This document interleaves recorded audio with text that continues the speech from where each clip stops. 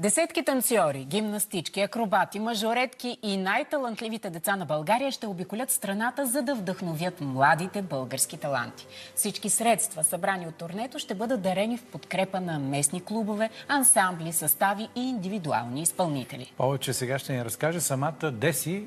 Здравей! Добро утро. Аз като сюрприз, тя се появи. Виждаме, че имаш и така супер компания до теб, един така млад господин с нахлупен калпак. И преди да си поговорим за турнето, хайде да ни запознаеш с младия кавалер. Това е Косьо Фиданчев, една изгряваща млада звезда, която ще се включи в един от концертите на Гиздава и който пее разкошно. Здравей! Здравейте. Така, ти отдавна ли пееш? Да, от някъде 2 годишен. От 2 годишен? Да. А Ти сега на колко? представяш ли си? На 9. Сега си на 9. Така, това 7 години пеене вече, съвсем сериозно. Ама така на сцени си излизал, нали? Да. Готов си за турне, с други думи? Да. Така. А какво ще представиш ти на турнето? На турнето ще представя песента "Сокол ми литна Яно". Сокол ми литна Яно, от кой край е тя, знаеш ли? Шопска е. Разбира се, като гледам как си облече, Не виждаш ли, че е с шопска носие? Виждам го, ама трябваше да попитам. Ами добре, не е ли ще ни изпееш сега? Да. Ние много, колко е часа? 9:24. Айде в 9:24 да чуем една хубава песен. Ти си. Ето, имаш микрофон. Колко ето тук излизаш отпреде, така. Ти си. И на микрофона. Сокол ми литна Яно, сокол ми литна Яно, дели падели оле гъркиньо. Сем суливара, дойди ми биувара, со сварам, така сварам гел, Яно гел. Високо и надалеко, високо и надалеко, дели падели оле гъркиньо. Сем суливара, дойди ми биувара, со сварам, така сварам гел, Яно гел. Уполе, малка мома, уполе, малка мома, дели падели оле гъркиньо. Сем суливара, дойди ми биувара, со сварам, така сварам гел, Яно гел. Сама си жътва жене, сама си жътва жене, дели падели оле гъркиньо. Сем суливара, дойди ми биувара, со сварам, така сварам гел, Яно гел. Браво, Косьо, благодаря. Страхотен си! Искам да ти кажа, на всичкото отгоре 9:25, ние с колегата едва изговаряме правилно думите, а ти и пееш. И при това прекрасно. Браво, поздравления. Значи такива талантливи хора е събрала Деси Добрева. Точно така. Сега ще ви разкажа накратко. Първо да кажа, че сме подготвили жестока музика, жестоки песни, Ще боли ли? жестоки аранжименти. Като кажеш жестоко, ще боли ли? Да, просто излизаш и... От хубаво. Разбираш ли, се кефиш на макс. От хубаво ще боли, добре. Да, от хубаво. Точно така. Много готини аранжименти, жестоки музиканти. Просто аз толкова много се кефя, че не може да си представите. Колко хора ще бъдат на сцената? Така като го описваш, ми се струват нещо масово. Значи на концерт имаме над 100 участника, а пък във всичките 7 концерта ще се включат над 700 деца. Ама това са танцори... Да, акробати, художествена гимнастика, мажоретки. И то от различни краища, защото целта е на всеки един концерт всъщност да се изявят местни таланти. Фолклорни танци, фолклорно пеене, друго пеене, жанрови танци, инструменти. Има и класически, и народни. Певци, хорове, както казах, и оперни певци. Всичкото отгоре и аз. Цъфнала там и вързала. Ти оратория си направила. Сценично Ами да, всъщност турнето е мое. Тоест с песните, които хората очакват и обичат, но на тия песни, както казах, ще има една такава феерия и всичко това естествено благодарение на ръководителите на всички тези състави, ансамбли, съответно учителите на децата, но главният диригент на сценографията е госпожа Неска Робева, без която аз нямаше как да се справя с всичко това нещо. За това е спектакъл. Концерт, но спектакъл, тъй като всичко ще се случва едно след друго. Голямо шоу. Ти с лента или с обръч ще се Аз смятам да подскачам на една топка. Добре. Ако го можеш, че то тази сложна Топката работа. обаче, това е взаимната енергия, която си подаваме с публиката.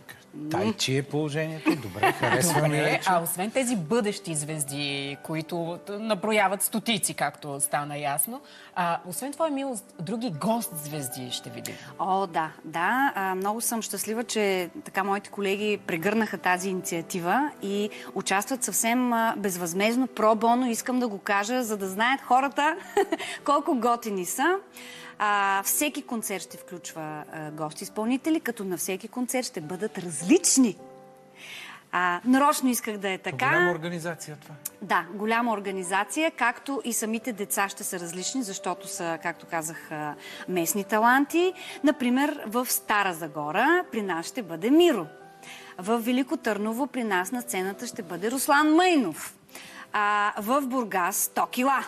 Извинявай, във Варна 100 кила, в Бургас са Митко и Христо, с които всъщност в момента подготвяме един супер як аранжимент.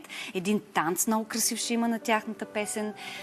И в Пловдив сме с Ненчо Балабанов, в Русе с Орлин Павлов. Въобще, така ще бъде цветно и красиво, насякъде различно, за да бъде уникално. Ние казахме и в самия анонс, че турнето ти е свързано и с благотворителна кауза.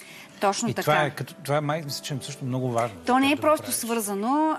Тази година реших цялата година да отдам на тази дейност. Турнето е с некомерциална цел за мен. Безвъзмезно го правя за себе си, защото всички приходи и печалбата фактически аз ще даря на тези прекрасни талантливи същества, които така красят нашата страна, но не само красят, те са бъдещето на България, за мен поне лично. И много от тях имат нужди, които трябва да се покрият. Тук е момента да кажа, ето от ефира, че всъщност за това трябва да се погрижи държавата. И е хубаво да се погрижат властоимащите, ние сме държавата, не дайте бюджета и така нататък. Но тъй като... Така, но не само ние, разбирам какво има предвид тези. Тъй като явно има липси и нужди, затова през последните години много хора се свързаха с мен лично, търсиха подкрепа по различни начини, където можах, помогнах, без да го афиширам, защото това е нещо, което много мои колеги правят, а и не само колеги, хора правят. Всеки един човек, честно казано, помага по някакъв начин в обществото, вярвам го. Но тази година реших да го направя публично и да дам тласък на тази инициатива, защото се надявам тя да получи много силен отзвук и да даде пример. От какви нужди имат клубовете и децата, за които каза? Само искам да довърша. На хора, които имат възможности да помагат, нека да го правят по един или друг начин. Сега ще отговоря на твоя въпрос. Ето такъв списък като дядо Коледа съм направила. Например, започваме от един професионален килим по художествена гимнастика, за който се събират вече няколко години средства. Много се надявам да събера останалата част, най-накрая да го купим. През костюми, и то на най-различни състави, трика, уреди, инструменти. Инструменти, които са класически и не само класически инструменти. Точно така. Помпони, обувки, бутуши.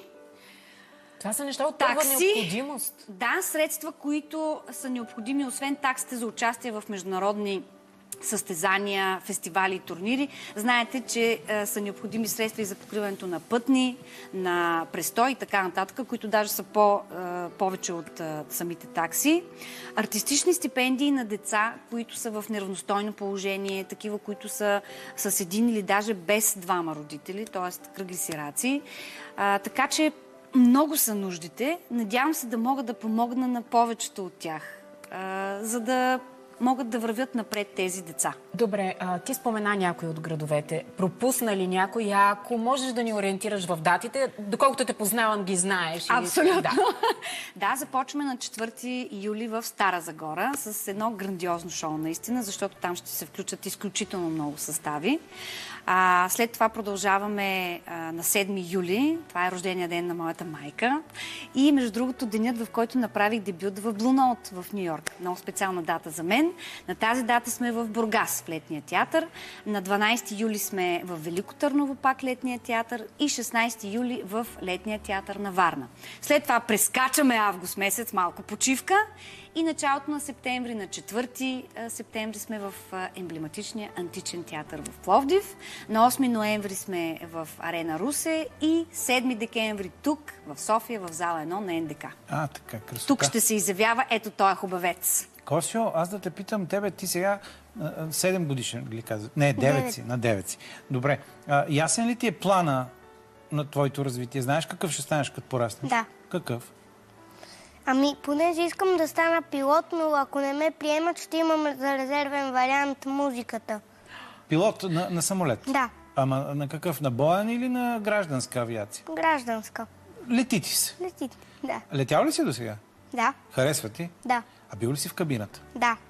Там е много интересно, нали? Да. Само, че за там какво? Знаеш ли какви предмети трябва?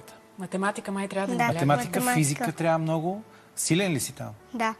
Охо, той в пеенето и в математиката. Ама той си е Браво. пеещ пилот. Че те двете неща вървят Ма ръка те се за вървят. ръка. Знаеш ли, че има един певец, който, даже двама, познавам един български актьор, Николай Киртиков сега, който съвсем наскоро завърши курсове и сега е пилот, а другия, който може и да го знаеш евентуално, Iron Maiden, чувал ли си групата? Не. Като пораснеш, чуеш, това е една много известна хеви метал група, техният вокалист лети и е пилот, между другото. И по някакъв път кара самата група по турнето. Това е че- много хубаво. Значи, като ходи на турнета, ще си кара сам самолета. С Ми бенда, да, с танцорите. чудесно. Така трябва да се прави. Особено ако имаме толкова много участници. Значи в НДК сме вече над 250 Моля, човека. трябва да ви побере сцената. Да. Те само хоровете, като... Сега ще кажа, че ето, примерно, включват се хора на софийските момчета и мъже, детския радио, хор на БНР. Така че много съм щастлива да кажа, че БНТ и БНР са наши партньори. Така че абсолютно съм много благодарна за това, че толкова адекватно реагират всички колеги, с които работя и така подкрепят инициативата, защото, както казах, тя не искам да е единична. Аз другата година ще се занимавам само с това, да разпределям средствата. Лично ще го правя, за да няма измами и такива нечисти, както се казва, неща. За всяко едно нещо, съответно фактура, бележка, ще направя един сайт с блог, в който да бъде видно всеки един лев къде е отишъл. Ще направя и снимки с децата, за да се види колко са щастливи, когато До година всъщност всяко едно получат евро това, което... ще бъде. Няма значение. Деси. И ти благодарим за всичко, което правиш. Аз благодаря да ви кажа на Господ за това, че сме живи, здрави. Всеки ден сутрин се събуждам и казвам благодаря, че имам две очи, с които да видя хубавия свят, две уши, с които да чувам, че срещам такива прекрасни хора и че имам възможност да помагам.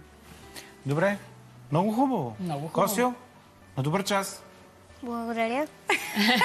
Благодарим и на двама ви. Желаем успех на турнето.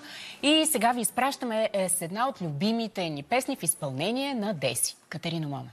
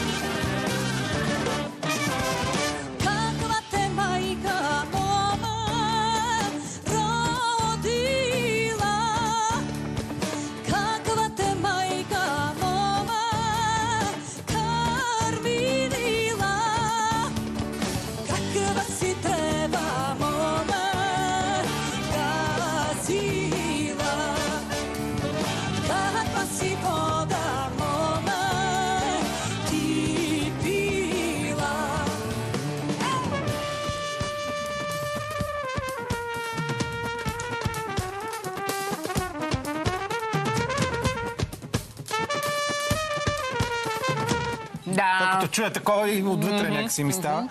Но така, човек се поотпуска като тръгне на ваканция, нали така? Да, би трябвало. Такава е идеята. Така. Да. Ваканционните месеци вече започнаха. Всички ние живеем с усещането, че скоро ни предстои отпуск. Натоварваме с очаквания тези 1 или 2 седмици, в които ще избягаме от работните ангажименти. Обаче, често оставаме какво? Разочаровани. Защо? Какви грешки правим?